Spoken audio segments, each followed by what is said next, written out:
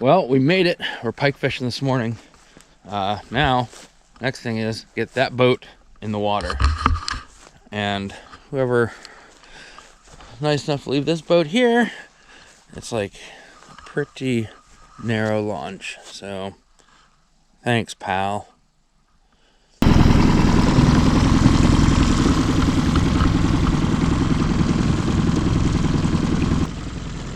All right, we've made it in the water, which the whole launching thing, I'm glad I wasn't filming. It was a debacle and a half. But we're here, that's what matters. Caught my first pike. I just had the camera off. A decent one, not huge, but good to eat. I'm also gonna show you guys, people complain about pike because they're so bony, the Y bones. I'm gonna show you a really simple way to cut out Y bones, and you're gonna have meat that's a little firmer than walleye and it's just as good. So let's catch some more.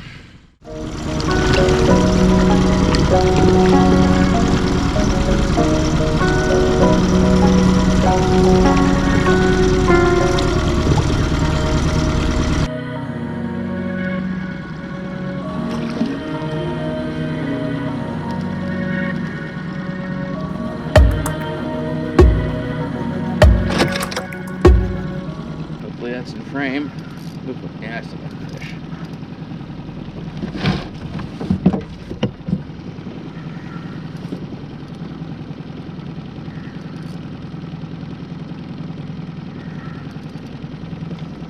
They're liking this gold. I have a MEPS number 4, 5 on one of the two.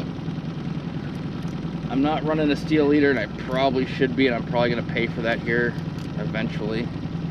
But ooh, I just think it kills action lures. Yeah, it saves you from getting bitten off, but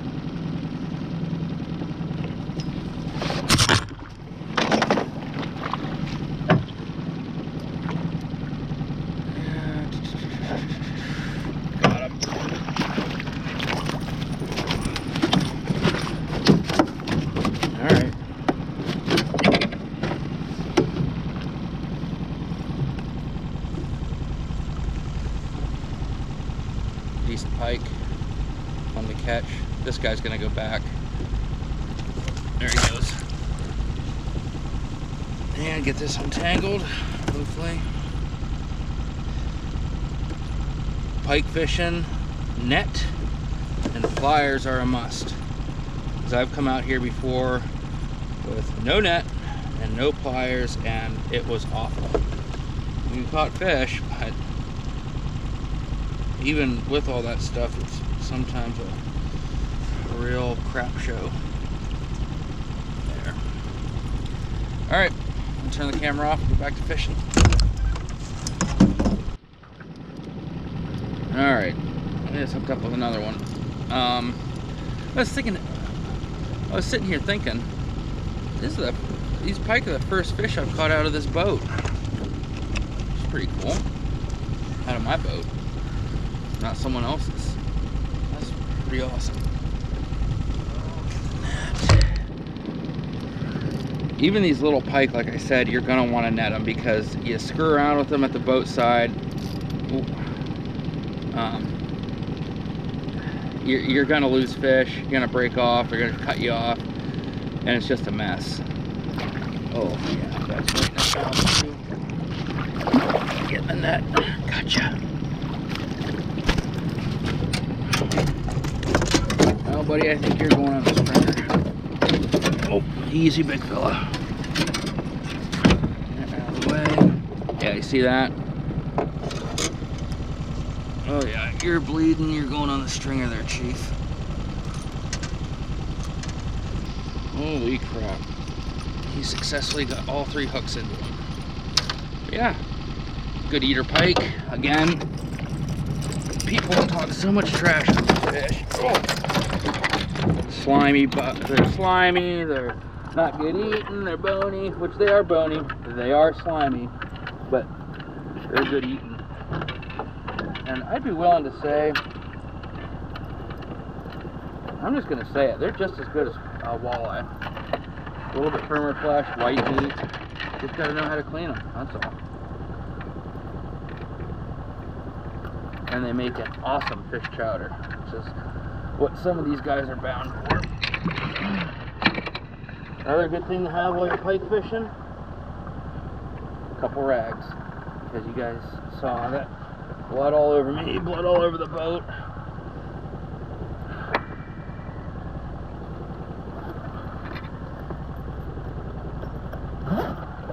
All right, back to it. And this is all I'm using. It is a number 4, plain Mepps number 4, little minnow.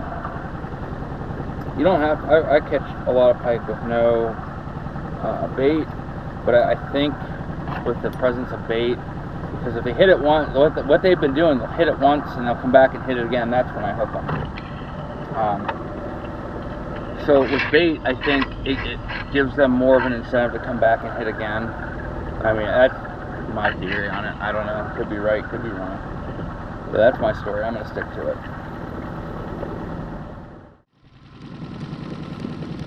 Oh, I got another one. I was using a Rapala for a while and couldn't get anything, so I switched back to the spinner and got one.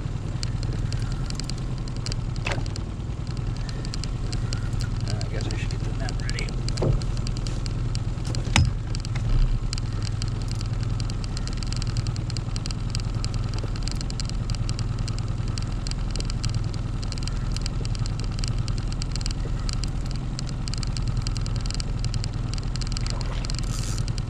Oh yeah, you saw the boat. So I don't want any part of that.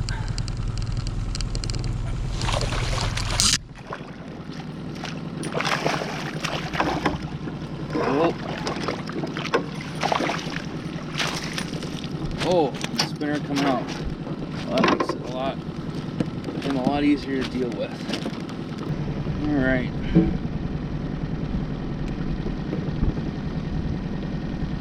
Decent pike. He's going to be the last one I keep. That would be 3 on the stringer. That's good enough for me and what I want. Because it's up here, it's I can keep 6 with my license I have. 2 can be over 24, and one of those 2 can be over, I think, 30 or 31. Then the rest have to be under. Whoa! Yeah, meat there. That's good. All right, we're gonna keep fishing. We're gonna make one more pass troll, and I tried casting too, and I don't know, I can't figure it out. I don't know why. I've caught him casting in here before, but not today. Oh, he got me. We're gonna go over there. It's an old prospector camp, not a mine, but it's pretty cool. There's core samples, core sample boxes. I'll show you guys that too. Someone's been cleaning birds here. A bunch over there too. So I was telling you guys about those core samples and the boxes and stuff. They used to have prospecting camp. Well, not really a camp, but I know the guy that worked at it while I was here. They drill these core samples, run tests, see how much, what percentage of whatever they're looking for, whether it's silver or cobalt or whatever in them. But there's some right here. They're pretty cool. It doesn't help that I'm like a hoarder and I have to get all these cool looking things, and then, I mean, what do you do with that? Tell you what you do with it. You leave it sitting on your shelf. You look at it from time to time. But I always feel the need to pick them up. I do, however, have a cool idea for core sample box table. Yeah, I'll tell you a little more about that.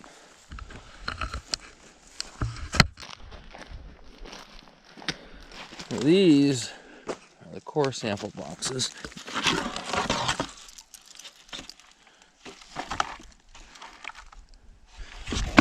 You can see there's a pile of them here, but anyway, my idea for this was if I could get some good, decent ones and let them dry, making a table.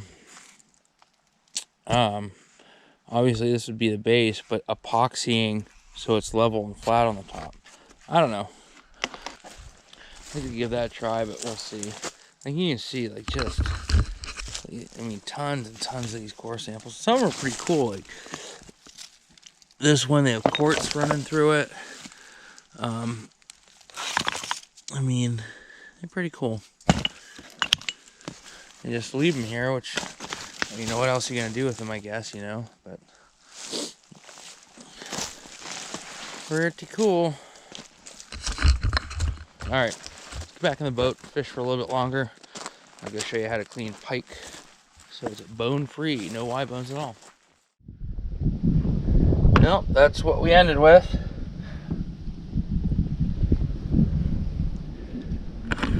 Boat's on the trailer, just got to put on the straps.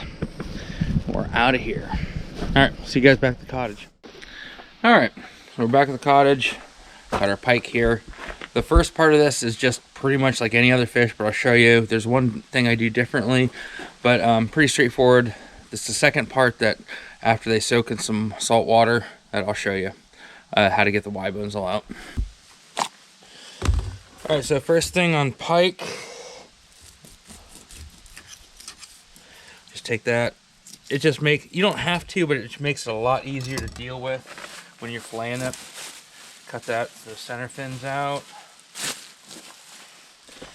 Then, like I said, just like pretty much any other fish, come in there.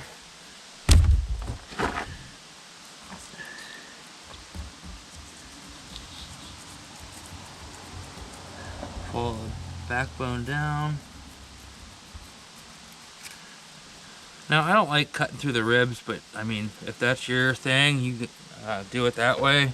I think it is neater to do it like this.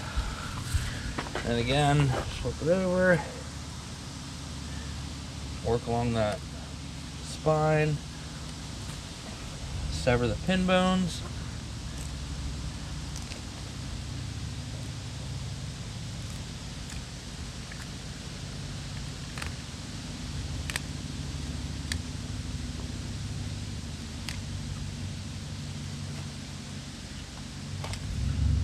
And then right along the ribs.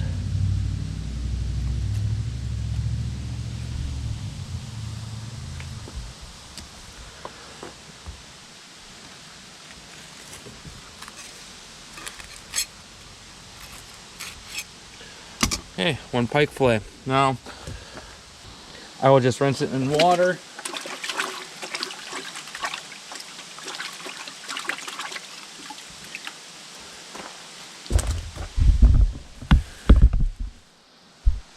Then it just goes in here. I will rinse these again, and then I'll add some salt and let them sit in the fridge for, I don't know, a couple hours probably. What that does is it lets the meat firm up, and those, you can see the Y bones right there.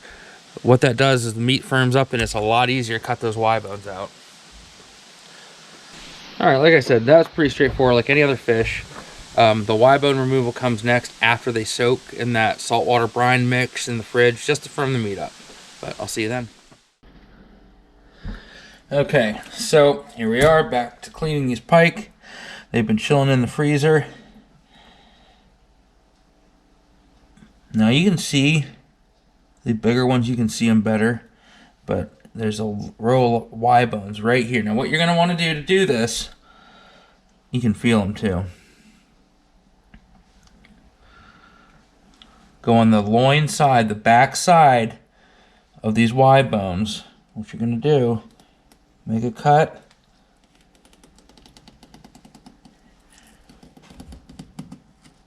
You hear that? Just ticking along those Y bones.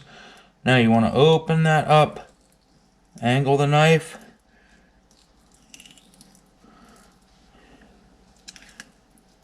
You're almost scraping.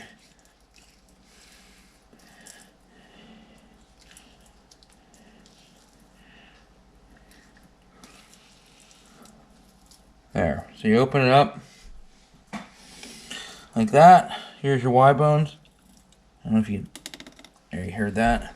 Now come on the opposite side, the belly side, on the other side of those Y bones. And if you're new to this, leave a little extra, because there's not much waste, and the waste that is, you couldn't have done anything with it anyway. So you can see them there, feel them.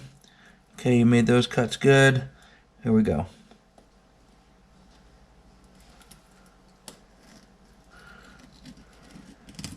make another cut, and then what you're going to want to do, again, angle your knife, and you're going to connect those two. And if you did it right,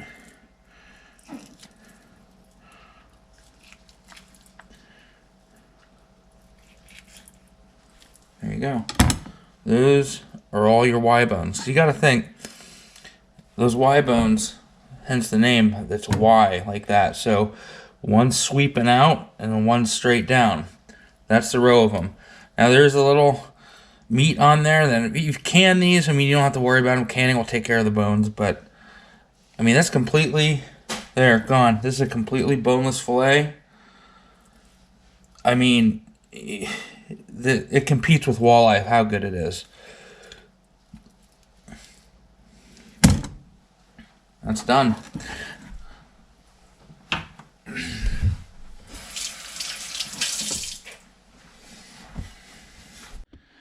Alright, I hope the lighting was good and working with limited space, but I also too, I'll put them on a drying rack like this, let them dry overnight in the fridge, then vacuum seal them. And if you're wondering, I'm leaving the skin on because I'm taking these home with me, and Canadian law requires you to leave skin on so the fish species can be identified if you're crossing the border.